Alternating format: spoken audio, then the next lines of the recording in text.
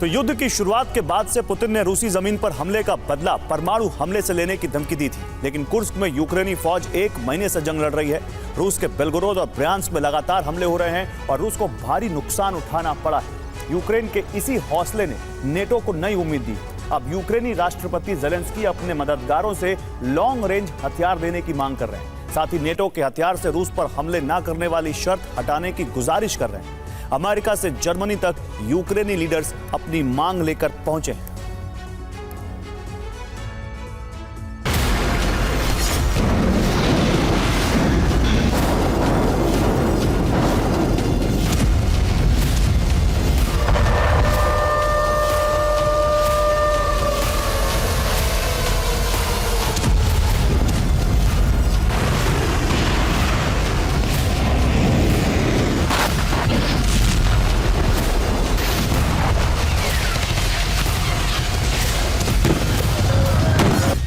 जैसे रूस से यूक्रेन में आती है किंजल मिसाइल, जैसे सिकंदर से होता है यूक्रेन में हमला, जिस तरह से यूक्रेन की जमीन को बार बार दहला रहा है रूस, ठीक वैसा ही हमला करना चाहता है यूक्रेन।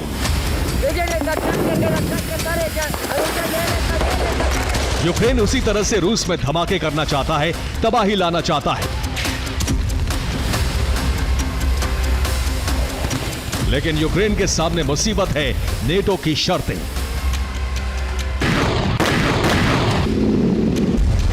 यूक्रेन हथियारों के इस्तेमाल की शर्तों से मुक्ति चाहता है। नेटो के हथियार से रूस में हमला करना चाहता है। नेटो से लॉन्ग रेंज के हथियारों की मांग कर रहा है।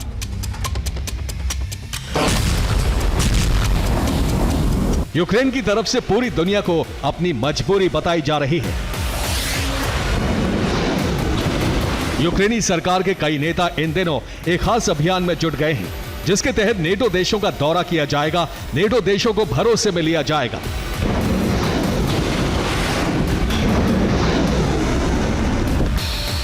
यूएस ब्रिटेन से यूक्रेन को शर्तों में काफी छूट मिल चुकी है। नेटो के दूसरे देशों को यूक्रेन भरोसे में लेना चाहता है। जर्मनी, फ्रांस जैसे देशों से लंबी दूरी के हथियार मांगे गए हैं।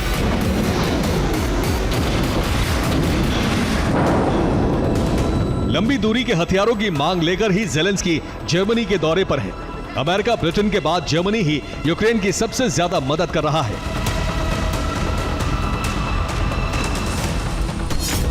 जर्मनी यूक्रेन को 17 IRIS-T एयर डिफेंस सिस्टम देने वाला है। ज़ेलेंस्की जर्मनी से और हथियार की मांग कर सकते हैं। ज़ेलेंस्की जर्मनी से लॉन्ग रेंज मिसाइलों की मांग कर सकते हैं।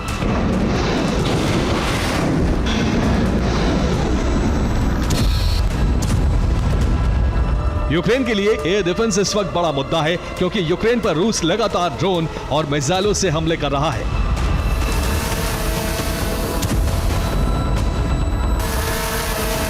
लेकिन यूक्रेन सिर्फ बचाव करना नहीं चाहता। कुर्स्क में कामयाबी के बाद यूक्रेन के हौसले बुलंद हैं। यूक्रेन अब रूस के शहरों को टारगेट कर रहा है। फिलहाल यूक्रेन के पास सिर्फ ड्रोन की ताकत है। ऐसे में यूक्रेन अपने मददगारों से लंबी दूरी के हथियार मांग रहा है।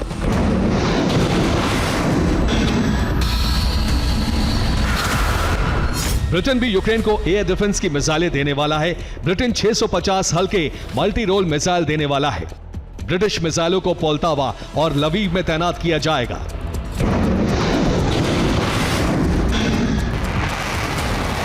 अमेरिकी और ब्रिटिश मिसाइलों से यूक्रेन क्रीमिया में कई बार हमले कर चुका है, लेकिन नेटो क्रीमिया को रूस का हिस्सा नहीं मानता।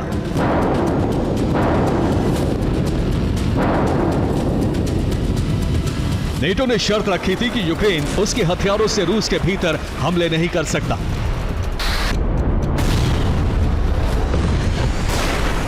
नेटो का तर्क है कि यूक्रेन को हथियार उसकी रक्षा के लिए दिए गए हैं। लेकिन अब यूक्रेन ऐसे तमाम शर्तों का अंत चाहता है और यूक्रेन में मौजूद हथियारों का इस्तेमाल रूस की जमीन को जलाने के लिए करना चाहता है।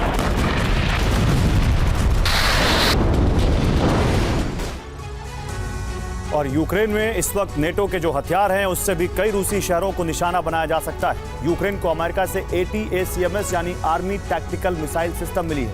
इसकी रेंज 300 किलोमीटर है। सुपरसोनिक रफ्तार वाली मिसाइल 3704 किलोमीटर प्रति घंटे की रफ्तार से हमला करती है। इसका वॉरहेड आमतौर पर 214 किलोग्राम का होता है। ब्रिटेन से यूक्रेन को स्टॉर्म शैडो मिसाइलें मिली हैं। ब्रिटिश क्रूज मिसाइल से 550 किलोमीटर दूर तक प्रहार किया जा सकता है, लेकिन यूक्रेन कम दूरी वाली मिसाइलें यूक्रेन को दी गई हैं। इसकी रफ्तार 1200 किलोमीटर प्रति घंटा है। ये 450 किलो के वॉरहेड से धमाका करती है। अमेरिकी हाइमार्स सिस्टम भी बेहद ताकतवर है। अमेरिका 200 से 300 किलोमीटर की रेंज वाले हाइमार्स रॉकेट का प्रोडक्शन करता है। 85 किलोमीटर प्रति घंटे की रफ्तार से रूस के कई शहरों में इससे हमला हो सकता है। अब F-16 भी यूक्रेन पहुंच चुका है। अमेरिका यूक्रेन को जैसैम एयर टू सरफेस मिसाइल देने की योजना बना रहा है। इस मिसाइल से 530 से 925 किलोमीटर दूर तक हमला मुमकिन है। 1050 किलोमीटर प्रति घंटे की रफ्तार से यह मिसाइल 109 किलो के वॉरहेड से धमाका करती है।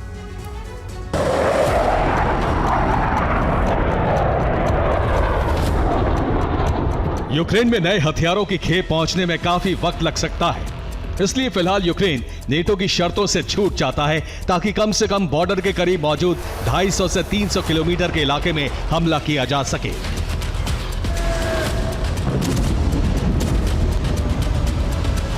अटैकम्स और स्टॉर्म शैडो मिसाइलों से यूक्रेन कुर्स्क, बेलगोरोद और ब्रियांस्क जैसे शहरों पर हमला करना चाहता है ताकि डोनेस्क में रूसी फौज दबाव में आए। अमेरिका से भी रूस पर हमले वाला प्रतिबंध हटाने की मांग की गई है। यूक्रेन की संसद के अध्यक्ष ने अमेरिकी सदन के अध्यक्ष से बात की है। अमेरिका के राजी होते ही तमाम देशों से छूट मिलने की उम्मीद है।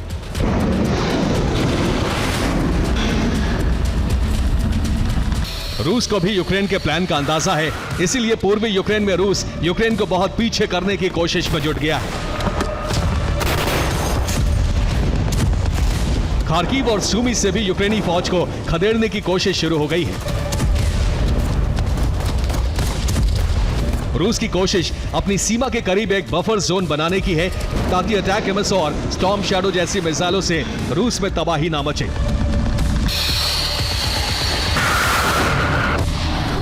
रूस के सैनिक खार्किव में तेजी से आगे बढ़ रहे हैं। डोनेस्क के पास पोक्रोवस्क तक रूसी फौज कब्जा करना चाहती है। यूक्रेनी सेना को नीप्रो नदी तक समेटने की भी कोशिश चल रही है।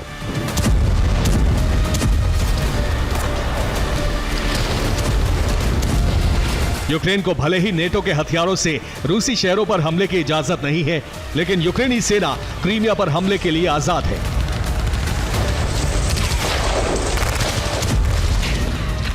यही वजह है कि रूसी सीमा के करीब बफर जोन बनाने के साथ ही क्रीमिया की सुरक्षा के लिए एयर डिफेंस की तैनाती बढ़ाई गई है।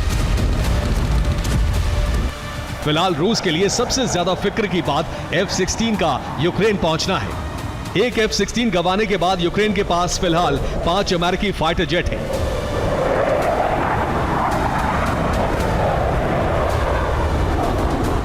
अगर F-16 के लिए अमेरिका से मिसाइलों की सप्लाई की गई और रूस पर हमले ना करने की शर्त हटा ली गई तो रूस को भारी नुकसान उठाना पड़ सकता है। F-16 से ऐसी कई मिसाइलें फायर हो सकती हैं जो रूस के 500 किलोमीटर इलाके में तबाही ला सकती है। Bureau report, TV9, Bharat.